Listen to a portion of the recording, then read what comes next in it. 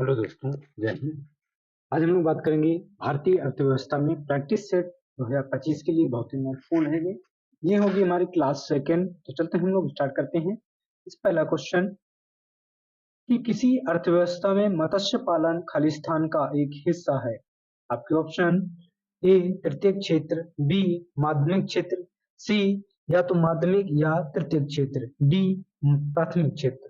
हमारा right answer होगा वो ऑप्शन ए तृतीय क्षेत्र।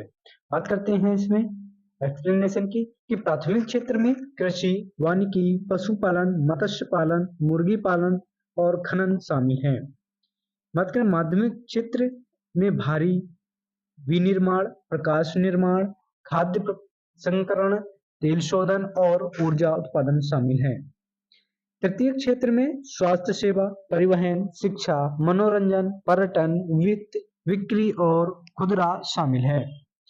नेक्स्ट क्वेश्चन, निम्नलिखित में से किसने सबसे पहले यह तर्क दिया कि उच्च घाटे की स्थिति में लोग अधिक बचत करते हैं। आपके ऑप्शन है option A Amartya Sen, B Esther डुल्फो, सी एडम स्मिथ या डी डेविड रिकार्डो। हमारा जो राइट आंसर होगा वो ऑप्शन डी रिकार्डो है। बात करते हैं इसके एक्सप्लेनेशन कि डेविड रिकार्डो ने ये पहले तर्क दिया कि उच्च कोटि की स्थिति में लोग अधिक बचत करते हैं। डेविड रिकार्डो एक शास्त्रीय अर्थशास्त्री थे जो मजदूरी और लाभ पर अपने सिद्धांत, मूल्य के श्रम सिद्धांत, तुलनात्मक लाभ के सिद्धांतों और किराए के सिद्धांत के लिए जाने जाते थे।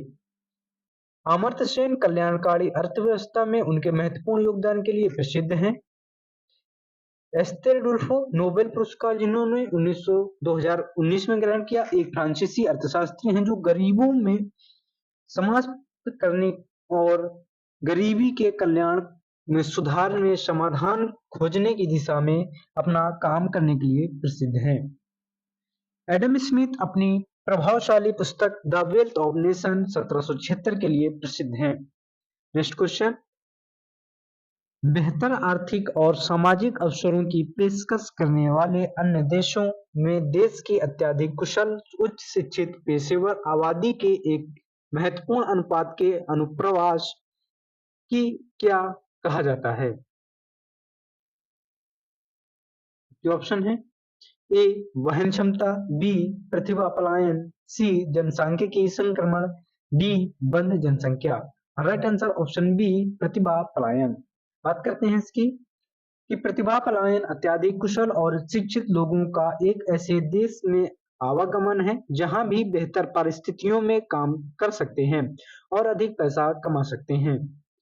आर्थिक वहन क्षमता अधिकतम वैश्विक आर्थिक कल्याण का रूप लेती है जो पारिस्थितिकी तंत्र में स्थायी प्रभाव में उन्मूलन व्युत्पन्न होती है। जनसांख्यिकी संक्रमण जन्म और मृत्यु दर में गिरावट की एक दीर्घकालिक प्रवृत्ति है जिसके परिणाम स्वरूप आबादी के आयु वितरण में महत्वपूर्ण परिवर्तन होता है। एक बंद आबादी एक समूह है जो समय के साथ विभिन्न आबादी वाले सदस्यों का आदान प्रदान करने में सक्षम नहीं है।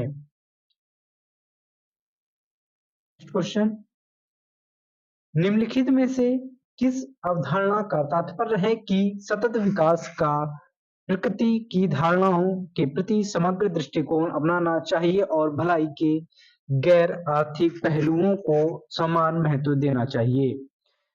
ए सकल घरेलू उत्पाद, बी सकल राष्ट्रीय उत्पाद, सी सकल राष्ट्रीय खुशी, डी शुद्ध राष्ट्रीय उत्पाद।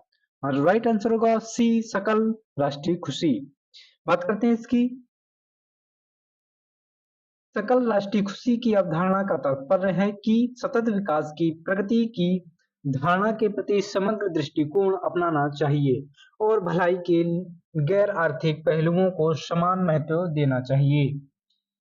नेक्स्ट क्वेश्चन, अर्थशास्त्र के संदर्भ में ईपीएफ में पी का क्या अर्थ है। आपके ऑप्शन है a planning, B profit, C promotion, D provident. तुम्हारा राइट आंसर होगा option D provident. Next question, sorry explanation कि कर्मचारी भविष्य निधि ईबीएफ एम्प्लॉयज प्रोविडेंट फंड एक ऐसी योजना है जिसमें सेवानिवृत्त लाभ जमा होते हैं। ईपीएफ के लिए एक कर्मचारी मूल वेतन का 12% योगदान करता है।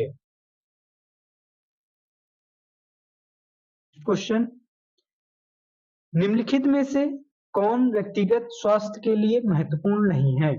आपके ऑप्शन ए सामाजिक समानता, बी सार्वजनिक स्वच्छता, सी सद्भाव या डी सार्वजनिक परिवहन। हमारा राइट आंसर होगा ऑप्शन डी सार्वजनिक परिवहन।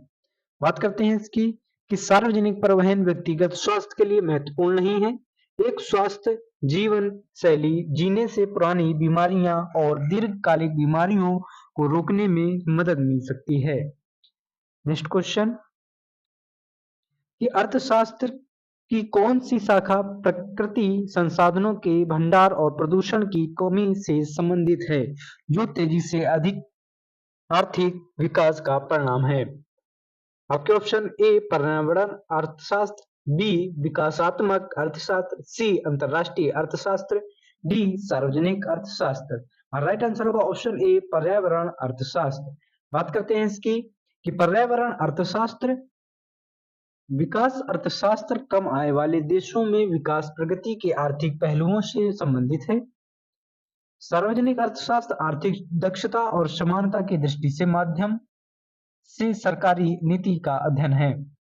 अंतरराष्ट्रीय अर्थशास्त्र अंतरराष्ट्रीय मतभेदों से आर्थिक गतिविधियों पर पड़ने वाले प्रभावों से संबंधित है। क्वेश्चन कि एक अर्थशास्त्र अर्थव्यवस्था जिसमें निजी क्षेत्र और सरकार दोनों शामिल हैं, एक खालिस्तान अर्थव्यवस्था के रूप में जानी जाती है। ए मिश्रित, डी सम्मिलित, सी समांतर या डी संलय। तुम्हारा राइट आंसर होगा ऑप्शन ए मिश्रित। बात करते हैं इसकी कि एक अर्थव्यवस्था जिसमें निजी क्षेत्र और सरकार दोनों शामिल है मिश्रित अर्थव्यवस्था के रूप में जानी जाती है। भारतीय अर्थशास्त्र अर्थव्यवस्था का मिश्रित रूप है। नेक्स्ट क्वेश्चन, प्रवासियों द्वारा उनके मूल स्थान पर भेजे गए सभी मौद्रिक हस्तांतरण या प्रकार खालिस्तान कहलाते हैं। ए बिल, बी ड्राफ्ट, सी विप्रेषण, डी भुगतान। राइट आंसर होगा ऑप्शन सी विप्रेषण। विप्रेषण की बात करते हैं कि प्रवासियों द्वारा उनके मूल स्थान पर भेजे गए सभी मौद्रिक हस्तांतरण या प्रकार विप्रेषण कहलाते हैं। विप्रेषण में प्रवासियों द्वारा अपने परिवारों और समुदायों का धन एक देश से दूसरे देशों में स्थानांतरित किया जा सकता है। नेक्स्ट क्वेश्चन, और लास्ट क्वेश्चन, छोटे किसान और मौसमी मजदूर जैसे लोग जो नियमित रूप से गरीबी दायरे के अंदर और बाहर रहते हैं उन्हें खालिस्तान के रूप में वर्गीकृत किया जाता है। ए कदाचित गरीब, बी विलोडन गरीब, सी स्थायी गरीब, डी सामान्य गरीब। राइट आंसर होगा ऑप्शन बी विलोडन गरीब। बात करते हैं इसकी कि विलोडन गरीब से वे लोग हैं जो नियमित रूप से गरीबी दायरे में आते हैं और जाते रहते हैं। जब उन्हें रोजगार मिलता है या उनकी फसल अच्छी होती है तो वह गरीबी रेखा से ऊपर होते हैं, लेकिन जब वह बेरोजगार होते हैं या खराब जलवायु वाले वर्षा में वह गरीबी रेखा से नीचे होते हैं। उदाहरण मौसमी श्रमिक, किसान। ये हो गए हमारे 10 क्वेश्चन प्रीवियस ईयर के आधार पर। मिलते हैं नेक्स्ट वीडियो में, तब तक के लिए जय हिंद।